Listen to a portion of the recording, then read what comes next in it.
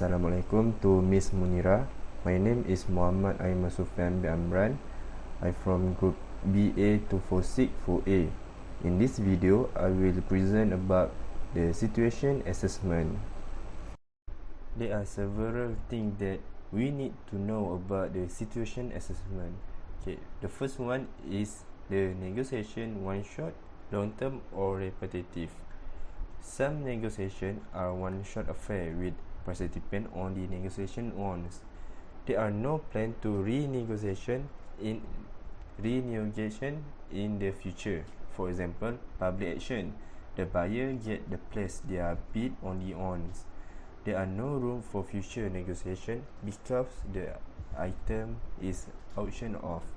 On the other hand, repeated negotiation are those where people engage in negotiation more than once. This creates a sense of mutual trust because it allows different individuals to communicate from prolonged period of time. For example, brainstorming sessions in workplace lead to repeated negotiation as people continue to suggest ideas until they reach a consensus. Next is, do the negotiation involve skill research, ideology, or both? There are two major types of conflict. Consensus conflict occur when one person's ideas, belief, or opinion are incompatible with another's, and the two try to come to an agreement. For example, two managers may disagree about whether someone has project management skill. Consensus conflict is about ideology and fundamental belief. Then, scarce resource competition exists when people view for limited resource. For example, when business partners are in conflict concerning how to divide responsibility and profit, each may feel he or she deserves more than the other feel is appropriate. Then, is agreement required? In many negotiations, reaching an agreement is a matter of personal preference. In a salary negotiation, for example, a person may be willing to turn down an offer from one company in order to stay with the current company, start his or her own business, or postpone negotiation indefinitely. However, in other situations, reaching an agreement is not just the only course of action, it is required. Then, is ratification required? If a negotiating party must have a contract approved by another body or group, this is referred to as ratification.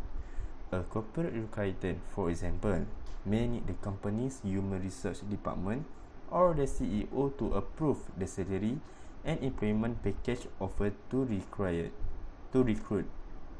In some circumstances, negotiation may tell the other side that ratification is required when.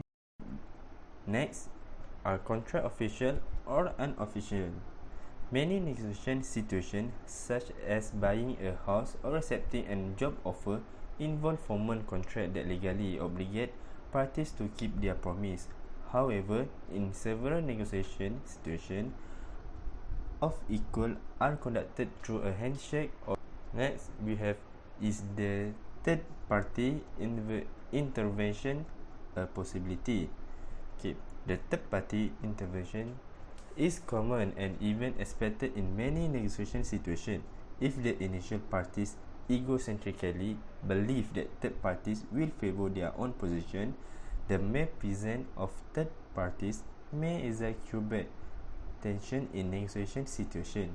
In other cases, involving third parties is uncommon and may be a sign of personal failure.